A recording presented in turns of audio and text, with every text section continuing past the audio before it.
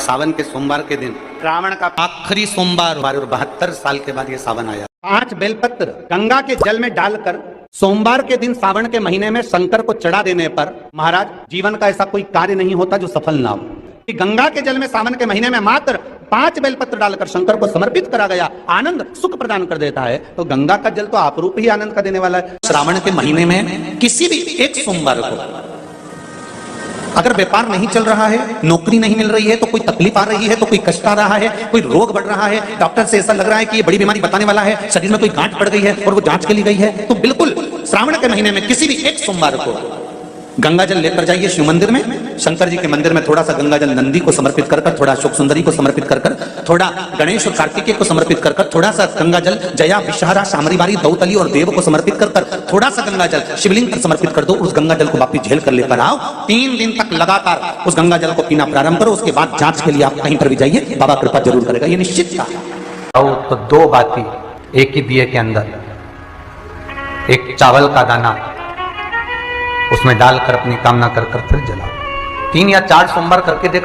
जैसे श्रावण महीने में चढ़ाए गए कनेर के फूल, दुर्वा, एक कनेर का फूल पीला, एक पीला कनेर, 5 दुर्वा, 5 बेलपत्र लेकर शिव जी के मंदिर में जाकर शिवलिंग पर समर्पित कर कर 2 लोटा जल सावन के महीने में उसी पर बेलपत्र कनेर के फूल पर चढ़ाइए। देवाधिदेव महादेव की कृपा होगी। ज्यादा से ज्यादा 6 महीना 7 महीना, इससे ज्यादा निर्णय आप ही के पक्ष में आएगा और शिव की कृपा। निवेदन सभी मेरी जीजियों से, मेरे जीजाओं से, मेरी बेटी, रोज शंकर के मंदिर में प्रतिदिन जाने वाले को और एक और चीज अपने स्मरण में रहे, अगर शिव के मंदिर नहीं जा सकते तो अपने घर में जो शिवलिंग है उस पर जल चढ़ाओ। और यदि आप अपने शंकर के घर में शिवलिंग पर भी जल नहीं चढ़ा पा रहे हो तो किसी बेलपत्री का वृक्ष हो, उस वृक्ष के नीचे भी जल चढ़ाओ। और कभी मौका मिल जाए, कभी भगवान शंकर की बड़ी करुणा हो जाए, भगवान शंकर की बड़ी उदारता हो जाए, भगवान शंकर की बड़ी कृपा हो जाए, बड़ी कृपा हो जाए, भगवान शंकर जिस दिन तुम्हारे ऊपर बड़ी कृपा कर दे, किसी सोमवार को 3 नियम बना लो। जिस दिन मेरा भोले बाबा तुम पर कृपा कर दे उस दिन सोमवार का एक नियम बना कि महीने का एक सोमवार मुझे ऐसा करना है, 3 नियम धारण करना है महीने के सोमवार को। पहला, सुबेरे जाकर शंकर भगवान को 1 लोटा जल चढ़ाना है। दूसरा, दोपहर के समय पर जाकर मुझे बेलपत्री के वृक्ष के नीचे एक चावल का दाना रखकर बेलपत्री की 7, 11, 21, 108, 51 जितनी परिक्रमा आप लगा सकते हो वो लगाना है। और तीसरा, बेलपत्री के वृक्ष के नीचे और शंकर के मंदिर के दरवाजे पर मुझे एक घी का दीपक लगाना है। बस ये 3 नियम जिसने महीने में एक बार ले लिया, समझ लो उसको पीछे हटने की जरूरत ही नहीं, वो आगे ही बढ़े। महीने के किसी एक सोमवार का ऐसा नियम बना लो कि मुझे 3 नियम धारण करना है महीने के किसी भी एक सोमवार को। हम ये नहीं कहेंगे कि तुम सोमवार 5 पढ़ रहे हैं तो 5 को करो, 4 पढ़ रहे हैं तो 4 को करो, 3 पढ़ रहे हैं तो 3 को करो। तुम तो महीने का एक सोमवार का नियम बना। और मेरी दीदियों से, मेरी बेटियों से जो विदेश में रह रही हैं, जो कहीं बाहर रह रही हैं, कहीं बड़े शहर में रह रही हैं, जो रोज मंदिर नहीं जा सकते, हर किसी महीने के एक सोमवार को भी ये नियम निर्धारण करते, तो उनसे कहेंगे कि 3 महीने में एक सोमवार का नियम बना लो। 3 महीने में नहीं बना सकते तो 6 महीने में एक सोमवार का नियम बना लो। और 6 महीने में नहीं बना सकते तो 1 साल में एक सोमवार का ऐसा नियम बना लो कि मैं साल का एक सोमवार ऐसा रहूंगी कि सुबह सोमवार के दिन मंदिर में जाकर जल चढ़ाऊंगी, दोपहर में जाकर बाबा को एक अक्षत का दाना रखकर, अक्षत का मतलब है कि बाबा मेरी दिनों दिन उन्नति करना। बेलपत्री के वृक्ष के नीचे जो अक्षत रखा जाता है वो उन्नति के लिए रखा जाता है। शंकर के शिवलिंग पर जो अक्षत रखा जाता है वो रोग मुक्ति के लिए रखा जाता है। अशोक सुंदरी पर जो अक्षत रखा जाता है वो संतान प्राप्ति के लिए रखा जाता है। षडानंद कार्तिकेय की ओर जो अक्षत रखा जाता है वो हमारे बच्चों की सुख समृद्धि के लिए रखा जाता है। विनायक की ओर, गणेश जी की ओर जो अक्षत रखा जाता है वो हमारे घर में कोई मंगल कार्य आ जाए उसके लिए रखा जाता है। और जो पीठिका होती है जिसपे शिवलिंग रखा होता है, पार्वती जी का हस्तकमल, उस पर अक्षत रखा जाता है तो नारी के अखंड सौभाग्य के लिए रखा जाता है। अक्षत रखने का भी तरीका है। एक चावल का दाना कहाँ रखा जाता है, क्यों रखा जाता है, कैसे रखा। अब कई लोग कहते हैं गुरुजी ये शिव महापुराण में आप ये नियम बताते हो, तरीका बताते हो। हम तो उनसे कहेंगे डॉक्टर के पास जाओगे तो डॉक्टर भी गोली लिखकर ये नहीं कह देगा कि ये सारी गोली एक साथ खा जा। डॉक्टर भी कहेगा ये गोली सुबह खाना है, ये गोली शाम को खाना है, ये गोली दोपहर में खाना, ये गोली भूखे रहकर खाना। बोला सही है कि गलत है? ये रात्रि को खाना खाने के बाद खा लेना, ये खाना खाने के पहले, ये नाश्ते के पहले। और सुनो ये दवाई, ये वाली पीछे वाली जो दवाई लो ना इसको दूध से लेना, ये वाली जो दवाई लो ना इसको पानी से लेना। और सुनो ये डब्बी है इसको पानी में मिलाकर फिर पीना। दवाई लेने का भी तरीका है, उसी तरह शिव महापुराण में एक एक अक्षत का भी तरीका है और एक एक बेलपत्री का भी तरीका है।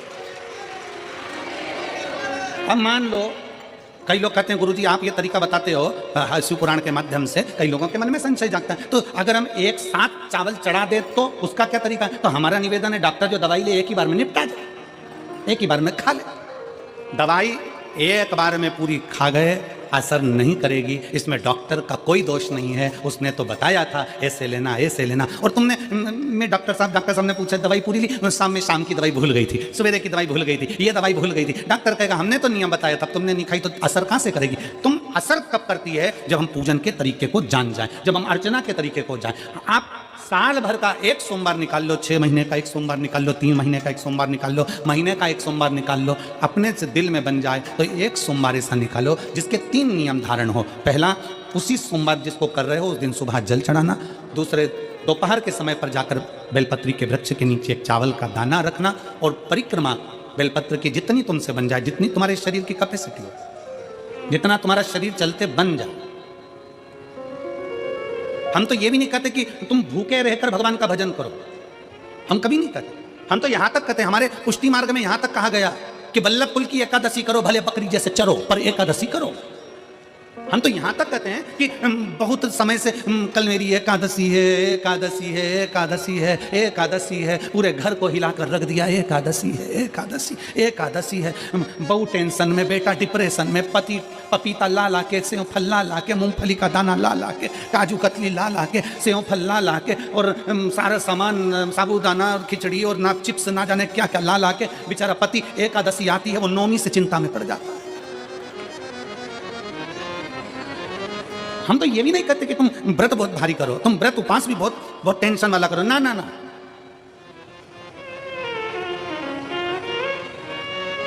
अपने को व्रत उपास भी इतना बहुत भूखे रह रहे हो, बहुत प्यासे रह रहे हो, और मालूम पड़े कि भगवान हमें मिलेगा, भगवान हमें मिलेगा। भगवान कहता है कि देख भाई, मैं भी भूखा नहीं रहता, तू भी भूखा मत रहे, मैं भी चकाचक रहता हूं, तू भी चकाचक रहे, मैं भी अपने। और भगवान शंकर तो ये भी कहते हैं कि अपना परिवार भी मत छोड़ो। मेरे पास में पार्वती भी, एक ही देवता है जो विद फैमिली मंदिर में बैठता है। शंकर जी हैं तो पार्वती जी है, तो गणेश जी हैं, तो कार्तिकेय जी हैं, तो नंदी है, सब मंदिर के अंदर चाहिए। शंकर भगवान अपने पूरे परिवार के साथ। शंकर जी तो ये कहते हैं अकेले तुम क्यों रहते हो? शिव जी की एक बात अपने ध्यान में रखना, कितनी सुंदर बात है शंकर भगवान की, बहुत ध्यान में रखिएगा। आप जौहरी नहीं हो, हीरे को नहीं परख सकते। हम भी जौहरी नहीं है, हम हीरा को नहीं समझ सकते। पर भगवान शंकर ने पृथ्वी पर जिसको जन्म दिया उसको जौहरी बनाकर पैदा किया है, उसको जौहरी बनाकर भेजा है कि आप भले हीरा को नहीं समझो चलेगा, पर अपने नजदीक में कोई दुखी है तो उसकी पीड़ा को जरूर समझना। भगवान शंकर कहते हैं उसकी पीड़ा का स्मरण।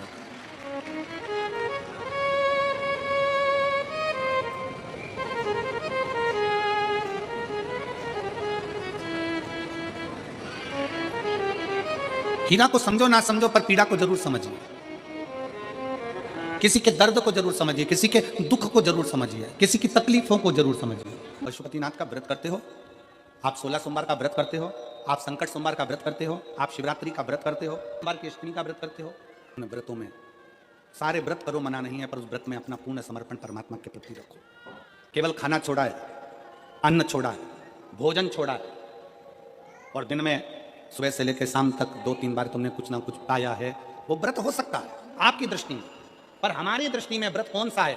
शिव महापुराण की कथा कहती है कि सवेरे आपका व्रत चालू हुआ, दूसरे दिन ब्रह्म मुहूर्त तक जो आपका व्रत आपने रखा है, भगवान का जो व्रत कर रहे हो, उस व्रत में एक बात अपने अंदर उतार कर रखो कि इस दिन मैं अपने मोबाइल का त्याग करती हूँ, पूरे दिन मैं मैसेज नहीं पढ़ूंगी, मैं देखूंगी नहीं, मैं अपशब्द नहीं कहूंगी, मैं जानूंगी। दूसरा, आज के दिन मेरा व्रत है, आज 1 महीने में, 15 दिन में, 2 दिन में, 20 दिन में मैंने अगर किसी से भी अपशब्द कहा होगा, आड़ा टेढ़ा कहा होगा, तो सबसे पहले आज व्रत वाले दिन मैं उसको सॉरी कहूंगी, क्षमा मांगूंगी और अपने हृदय से लगाने का प्रयास करूंगी। व्रत है। व्रत का तीसरा अंश, आज मेरा व्रत है, मैं आज के दिन किसी को भी अपशब्द नहीं बोलूंगी, किसी के लिए आड़ा टेढ़ा नहीं बोलूंगा, आज जितना बन सकेगा मैं सात्विक जीवन जीऊंगा। चौथा, आज मेरा व्रत है, आज के दिन मैं झूठ नहीं बोलूंगी, ना झूठ बोलूंगा सुबह से लेकर शाम तक। और 5वां, आज व्रत वाला दिन है, जितना फलार मैं करूंगी उसका पैसा जोड़ूंगी कि 15 रुपए का मैंने साबुदाना खाया, 10 रुपए का बटाटा खाया, ये खाया वो खाया, सारा हिसाब लगाकर 55, 60, 70 रुपए जितने होते हैं उसमें से एक अंश निकालकर मैं उसका एक भाग किसी गौशाला में जाकर गाय को चारा जरूर दूंगी। आपका व्रत, आपकी साधना, आपका तप, आपका बल, आप कैसा कर रहे हैं? केवल भूखे रहने पर भगवत पद की प्राप्ति नहीं होती। शिव महापुराण की कथा कहती है कि भूखे रहने से भगवान की प्राप्ति नहीं होती। शिव पुराण की कथा कहती है भगवान को पाने की भूख बढ़ाने से भगवान की प्राप्ति होती है। भीतर से परमात्मा को पाने की भूख बढ़ाइए, भगवान को पाने की भूख बढ़ाइए भीतर से।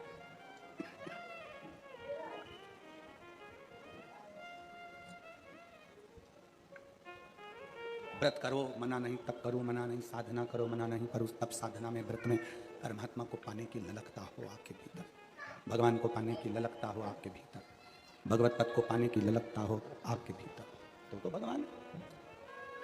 महापुराण की कथा एक बड़ी सुंदर बात कहती है, व्रत आप करते हो, उपास आप करते हो, नियम आप लेते हो, पूरा किसको करना पड़ता है? तुम्हें नहीं।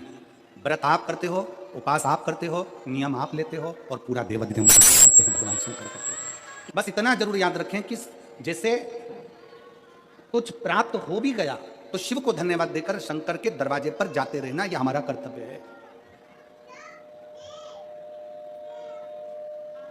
एक बहन जी ने पत्र लिखा था कल, उस पत्र में बहन जी ने लिखा कि शिव महापुराण का मतलब क्या होता? चलिए उपास का मतलब बताओ।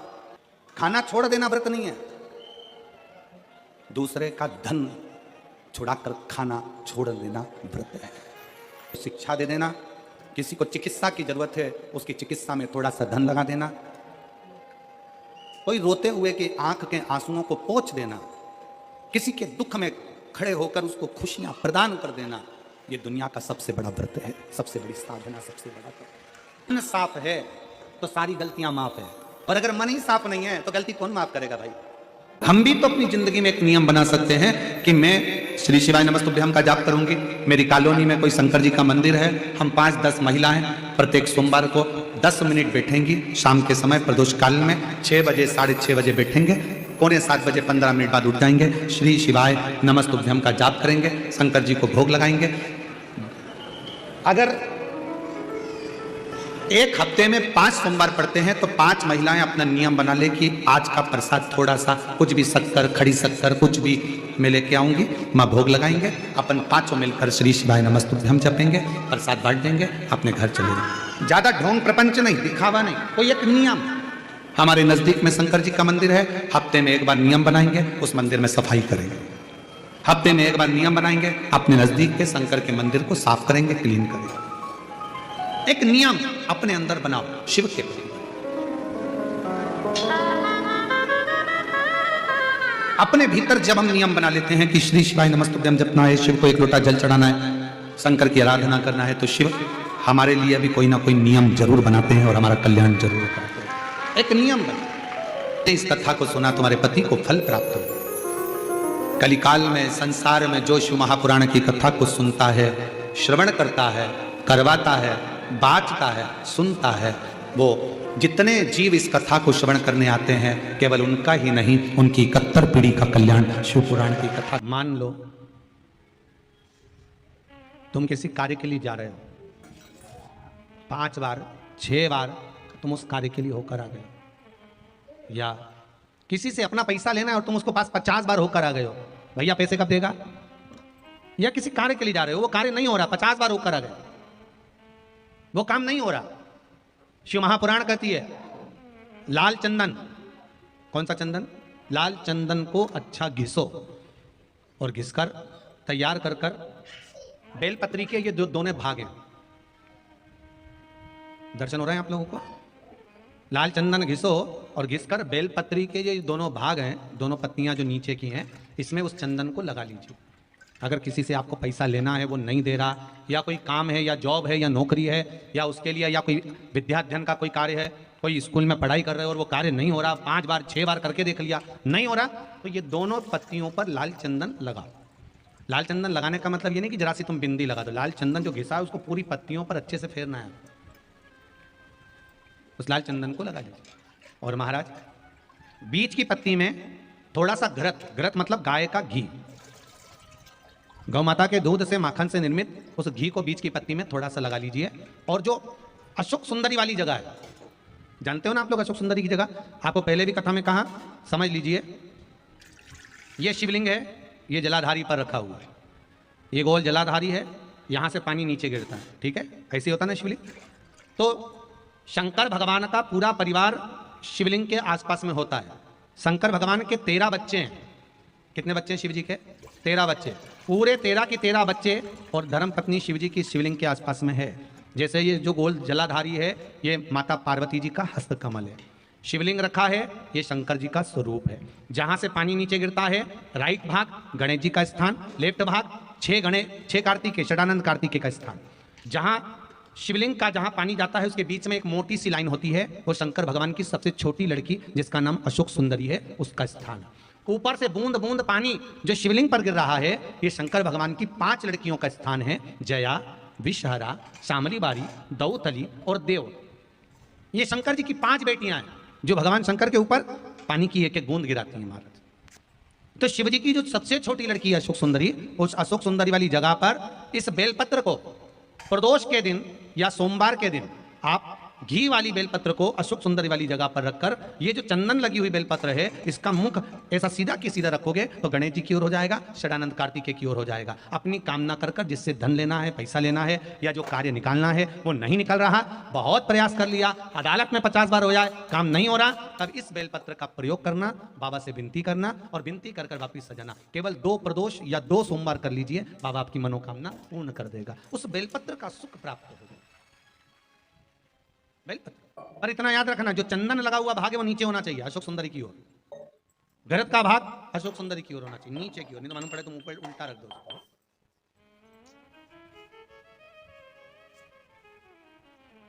शिव स्मरण में यही चीज विवाह में भी कार्य आती है। जिन बेटा और बेटी का विवाह नहीं हो रहा, जिन बेटा बेटी का विवाह नहीं हो रहा, 30-30 साल के हो गए, 28 साल, 40 साल, 25 साल के हो गए, विवाह नहीं हो रहा, तो आज बेलपत्री पर दोनों पत्तियों पर लाल चंदन लगाइए और बीच वाली पत्ती पर पीला चंदन लगाइए। जिसका विवाह नहीं हो रहा, उस नीचे की दोनों पत्ती पर लाल चंदन और बीच वाली पत्ती पर पीला चंदन।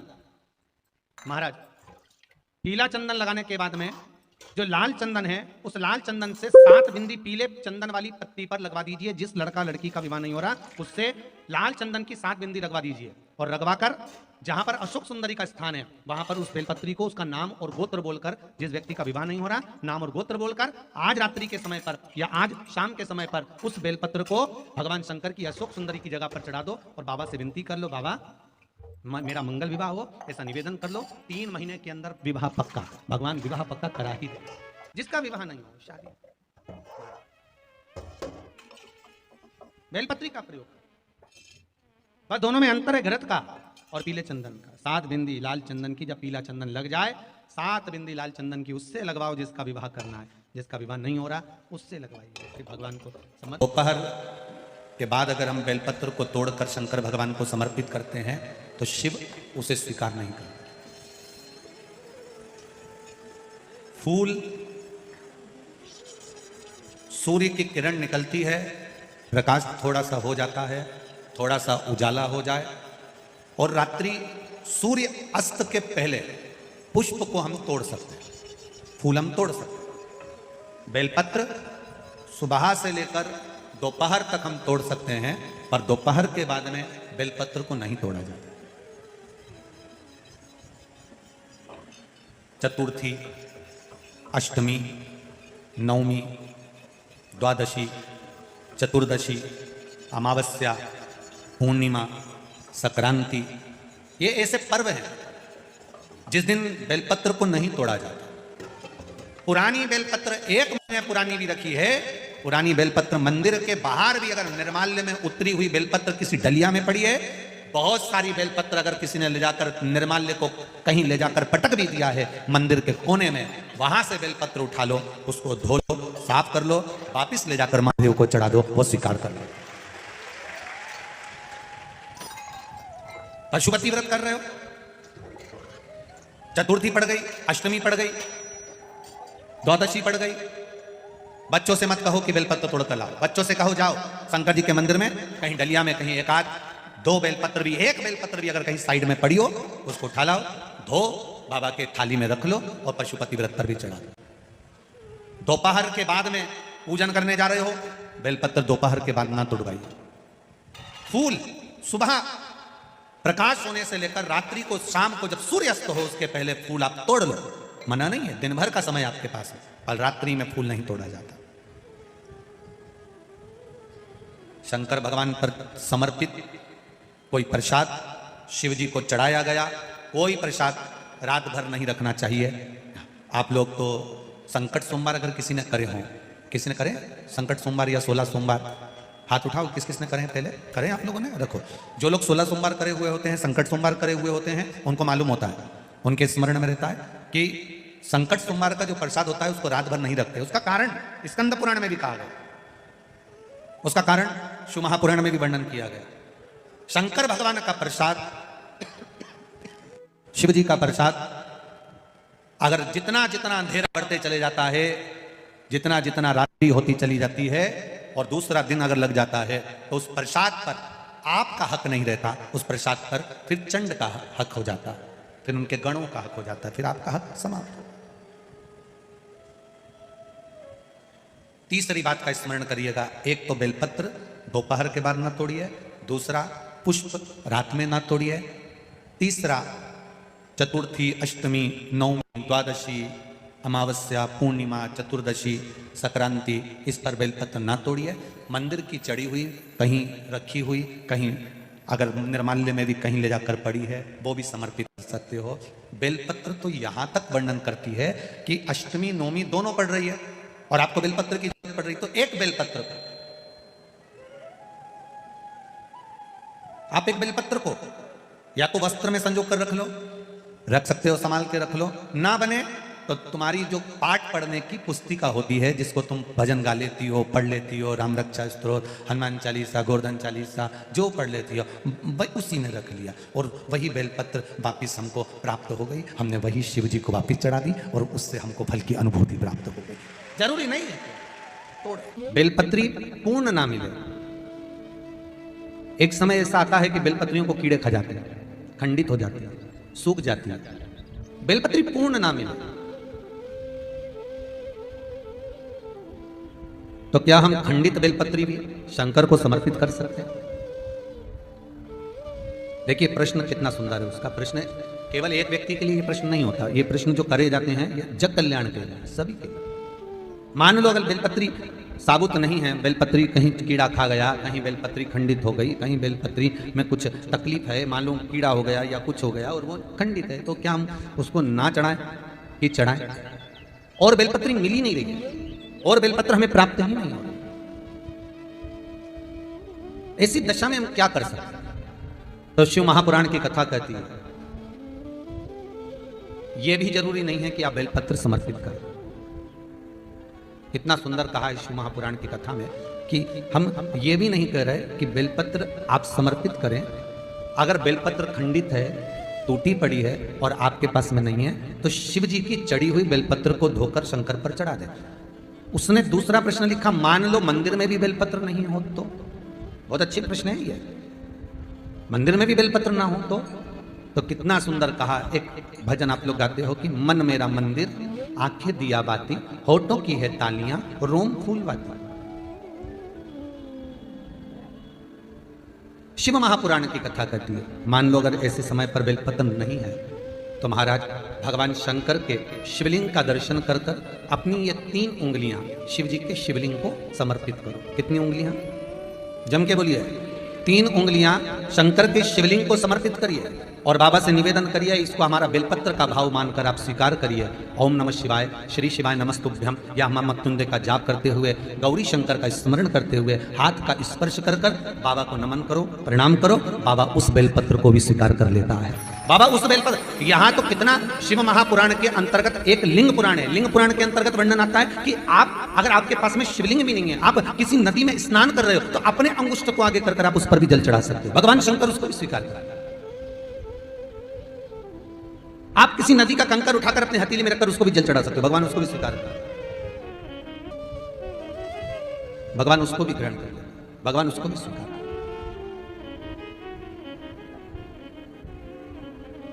जैसे गाय के दूध में पड़ा हुआ बेलपत्री का एक पत्ता, चांदी के पात्र में दूध हो गाय का, उसमें एक बेलपत्री का पत्ता पड़ा हो और शिवरात्रि के दिन या तो दोपहर के 12 बजे या रात्रि के 12 बजे हाथ में लेकर अपने घर के चारों तरफ घुमाकर उसको ले जाकर अपनी कामना कर कर समर्पित कर देने से, उस दूध को, उस बेलपत्र को चढ़ा देने से, जैसे लिंग पुराण कहती है कि मनोकामना पूर्ण हो जाती है, उसी तरह हाथ के स्पर्श मात्र से उस शिवलिंग पर बेलपत्र का भाव समर्पित हो जाता है। मात्र स्पर्श मात्र से का पुष्प श्रावण महीने के जितने सोमवार आते हैं, रविवारी, सोमवारी और भोमवारी, कौन कौन से बार हो गए? रविवार, सोमवार और मंगलवार, 3 बार। प्रथम दिवस में कनेर का 1 पुष्प लेना है, द्वितीय दिवस में कनेर के 5 पुष्प लेना है और तृतीय दिवस में कनेर के 3 पुष्प लेना है। बेलपत्र एक एक साथ में लेकर शिव जी को रविवार के दिन भी समर्पित करें, सोमवार के दिन भी समर्पित करें और मंगलवार को 3 कनेर के पुष्प के साथ बेलपत्र लेकर बाबा को समर्पित करिए। कितना भी अटकी हुई प्रॉपर्टी होगी, कह दिया उसने मैं तेरे नाम प्लाट नहीं कराऊंगा और पैसा लेकर बैठ गया या पैसा नहीं दे रहा है या किसी भी रूप में वो अटका हुआ है, अगर सावन के 4 सोमवार पढ़े या 5 सोमवार पढ़े, आपने ये प्रत्येक सावन के सोमवार के पहले, फिर से बोलो कौन सा बार? रविवार, सोमवार और मंगलवार, ये 3 बार का क्रम अगर प्रत्येक सोमवार के पहले और बाद में कर लिया तो आपको उसे प्रॉपर्टी उस व्यक्ति को तुम्हें देना ही पड़ेगी, छोड़ना ही पड़ेगी। उसको खुद अपने आप में बेचैनी होने लगेगी, मुझे बुलाएगा, आपको जाना नहीं पड़ेगा, खुद बस फोन लगाया आपने, भैया हमारा करा दो, हमारा करा दो, 2 बार 3 बार अगर बोला, चौथी बार वो खुद बुलाएगा, बेचैनी पड़ेगी। मेरा बाबा उसको खुद खल बुला देता। शिव शिव है, उसको कहते सत्यम शिवम सुंदर।